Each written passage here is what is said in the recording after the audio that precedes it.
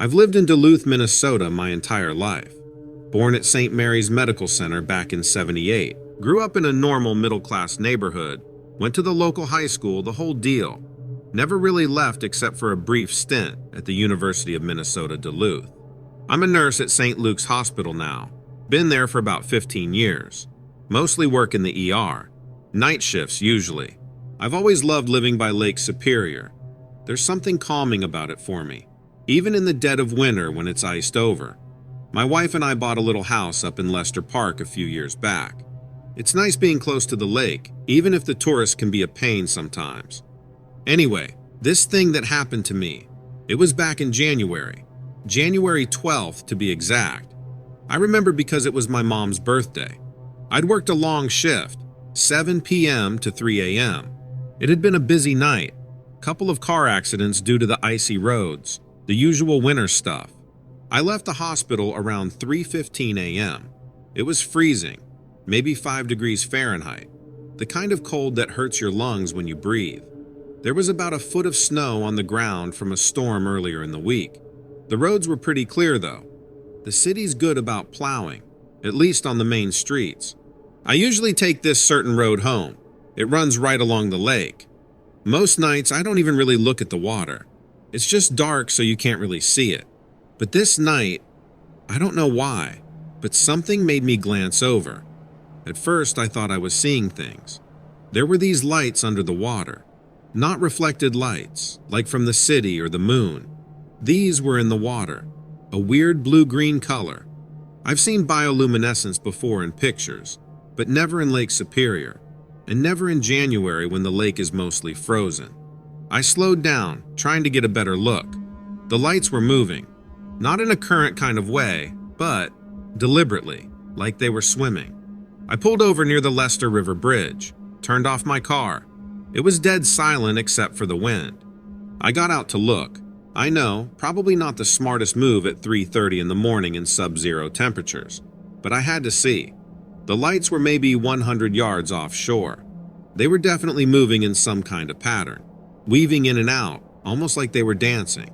I stood there watching for a good 15 minutes. My fingers and toes were going numb, but I couldn't look away. Then, all of a sudden, the lights started moving towards shore, towards me, fast. I got scared, really scared. I ran back to my car, fumbling with my keys. My hands were shaking, partly from the cold, partly from fear. As I was about to get in, I looked back one more time. That's when I saw it. Something came up out of the water. It was huge, tall, maybe 15 feet. It was dark, so I couldn't see details, but it had these long, thin arms, or tentacles. I don't know. It wasn't human, that's for sure. I got in my car and drove home as fast as I safely could. Kept checking my mirror the whole way, half expecting to see that thing following me. When I got home, I woke up my wife. Told her everything. She thought I was overtired, maybe hallucinating from exhaustion. I almost wanted to believe her. I called in sick the next day. Couldn't sleep. Kept replaying it in my head. I've gone back to that spot a few times since then. Always during the day. Never seen anything out of the ordinary. The lake looks the same as it always has. I've tried to rationalize it. Maybe it was just ice moving weird and playing tricks on my eyes. Maybe I dozed off at the wheel and dreamed it. But it felt so real. I've worked night shifts for years. I know what tired feels like. This was different. I've only told a couple people. My wife, my best friend. They both think I imagined it. Maybe they're right. But part of me can't shake the feeling that there's something out there in Lake Superior. Something we don't understand. I don't know what to do with this experience. I'm not looking to convince anyone or prove anything. I just needed to tell someone who might listen without judgment.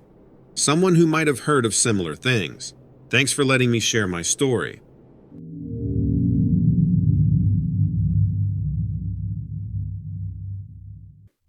I work as a janitor at the Tonopah Test Range in Nevada. Been there for just over a decade. It's a real place 160 miles northwest of Nellis Air Force Base in Las Vegas. My job was pretty straightforward. Cleaning offices, bathrooms, hallways, that kind of thing. Nothing exciting. Slow, easy work for this old body of mine. The facility is huge, sprawling over 625 square miles of desert. Most of it's off limits, even to the cleaning staff. We were told it was for weapons testing and aerospace research. Made sense, given all the Air Force activity in the area. My shift usually started at 10 p.m. and ended at 6 a.m. Night work suited me fine. Less people around, easier to get things done. Plus, the extra pay for night shift helped with the bills. On July 12th last year, I was working my usual shift. It was a hot night, around 85 degrees even at midnight. I remember because the air conditioning was on the fritz in parts of the building. Around 2:30 a.m., I was cleaning in the east wing of Building 7. This section was usually restricted, but they'd been short-staffed lately and had cleared a few of us longtime employees to work there unsupervised. I was mopping the floor near Lab E17 when I heard an odd sound. It was high-pitched, almost like a mix between a hum and a whistle. At first, I thought it might be some kind of equipment malfunction, maybe related to the AC problems. The door to E17 was slightly open. That was unusual. These doors were always supposed to be locked. I figured someone must have forgotten to secure it properly. I decided to take a quick look, thinking I might need to report a security breach. I pushed the door open slowly. The room was dimly lit by blue-tinted lights. It took a few seconds for my eyes to adjust. When they did, I couldn't believe what I was seeing.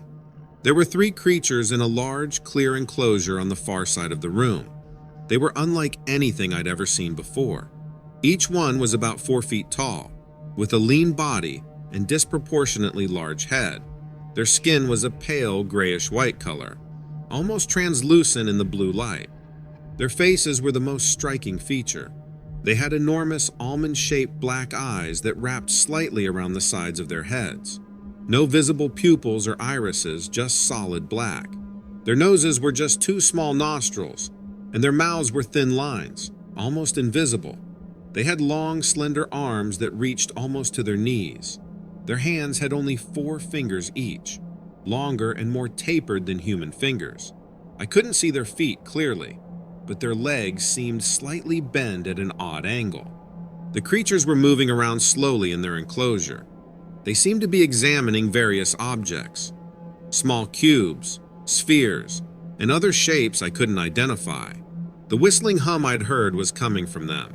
It varied in pitch and intensity as they moved and interacted with the objects. I stood there frozen in shock for what felt like minutes, but was probably only a few seconds. Then one of the creatures turned and looked directly at me, its huge eyes fixed on mine, and I felt a sensation I can only describe as a pressure in my head. It wasn't painful, but it was intense, like someone was trying to push thoughts into my mind. That's when I heard footsteps in the hallway.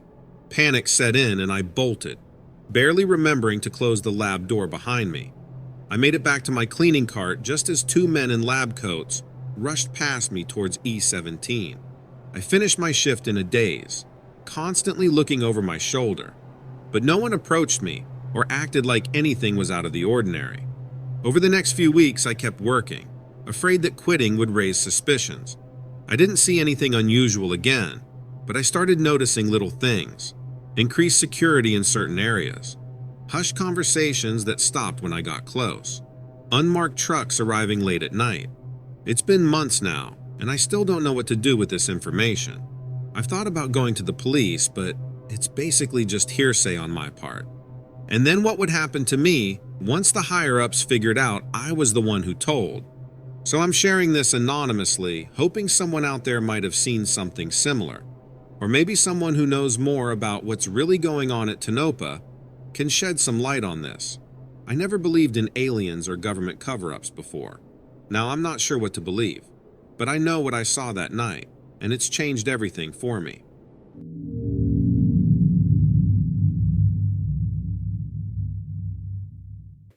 I grew up in rural Ohio, about an hour southeast of Cleveland. My family had this old farmhouse on the edge of a big stretch of woods. It was built in the 1920s, all creaky floorboards and drafty windows. We moved there when I was 8, back in 1995. My dad worked from home as a software developer, and my mom was a high school English teacher. The property was pretty isolated. Our nearest neighbors were about a mile down the road. We had about 10 acres of cleared land around the house, and then it was just forest as far as you could see. There was a small lake about a quarter mile into the woods. As a kid, I spent most of my free time exploring those woods, fishing in the lake, and helping my mom with her big vegetable garden. Everything was normal for the first few years. But then, in the fall of 2000, when I was 13, things started to get weird. It began with the animals acting strange. We had 2 dogs, a lab mix named Max and a German shepherd named Sadie. They'd always loved running around in the woods, but suddenly they refused to go past the tree line. They'd whine and tuck their tails between their legs if we tried to take them on walks. Then we started noticing other things. The deer that used to come right up to the edge of our yard to eat from Mom's garden stopped showing up. The woods got quieter, less bird song, fewer squirrels chattering. It was like all the animals were avoiding the area.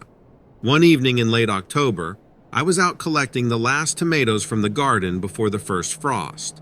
The sun was setting, and there was this heavy fog rolling in from the woods. That's when I heard it for the first time. This awful sound, like a mix between a person screaming and a wolf howling. It was distant, but it echoed through the trees and made my hair stand on end.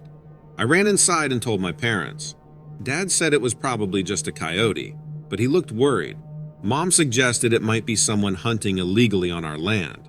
They told me not to worry about it, but that night I heard them whispering about maybe calling the sheriff.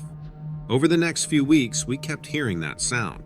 Sometimes it seemed far away. Sometimes it felt like it was right at the edge of our property. We'd find weird tracks in the mud near the lake, way too big to be a deer or a bear, with these long, claw-like impressions.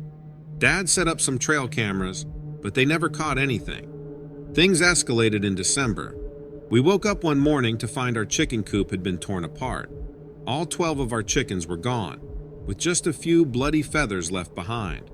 The weird thing was, whatever did it had to have been strong enough to rip apart the heavy wire mesh, but small enough to get through a hole not much bigger than a basketball.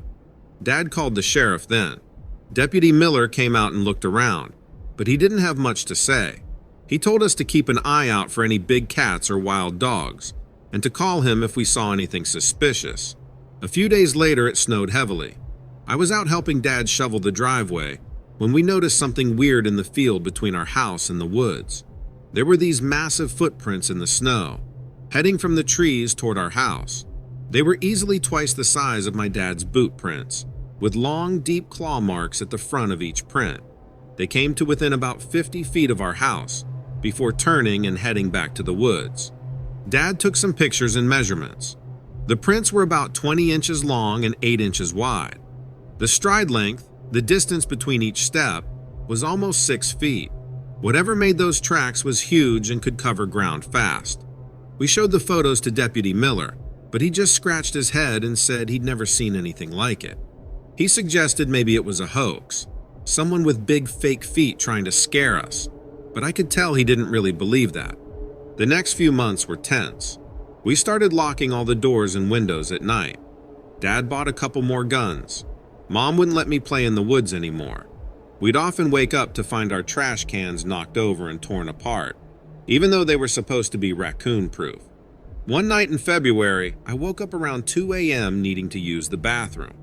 As I was walking back to my room, I glanced out the hallway window that faced the woods. That's when I saw it. There was this creature standing at the edge of our yard. It was hard to make out details in the darkness, but I could see that it was tall, maybe 7 or 8 feet. It was really thin, almost skeletal, with grayish skin that looked stretched too tight. Its arms were long, hanging down past its knees, ending in hands with what looked like huge claws. But its face, that's what really terrified me. It had these massive glowing eyes that seemed to reflect the moonlight, and its mouth was full of sharp, jagged teeth. It was just standing there staring at our house. I couldn't move, couldn't scream. After an absolute eternity, it turned and loped back into the woods, moving in this weird, jerky way. I ran to my parents' room and woke them up, crying and babbling about what I'd seen. They believed me. They'd seen too much weird stuff by that point not to. We stayed up the rest of the night with all the lights on, Dad sitting by the window with his rifle. The next day, we found more of those huge tracks in the mud around our house. There were deep scratches on some of the trees at the edge of the woods, way higher up than any normal animal could reach. That was the breaking point for my parents. Within a week, we'd packed up and moved in with my grandparents in Akron. Dad hired some guys to come take care of the farm and put the house on the market. It took almost 2 years to sell the place. The family that bought it only stayed for 6 months before leaving, too. Last I heard, the house has been empty for years now. I'm 36 now, with a family of my own. We live in Columbus, far away from those woods. Sometimes I wonder if I imagined it all, if it was just an overactive teenage imagination. But then I remember those footprints in the snow, those glowing eyes in the darkness, and I know it was real. I've done some research over the years, trying to figure out what that thing could have been. The closest thing I've found is the legend of the Wendigo from Algonquian folklore. But those stories are usually set much further north, in Minnesota or Canada. I don't know why one would be in Ohio, or if that's even what it was. All I know is that there was something out there in those woods. Something that wasn't natural, wasn't normal, and I'm glad I never got a closer look at it.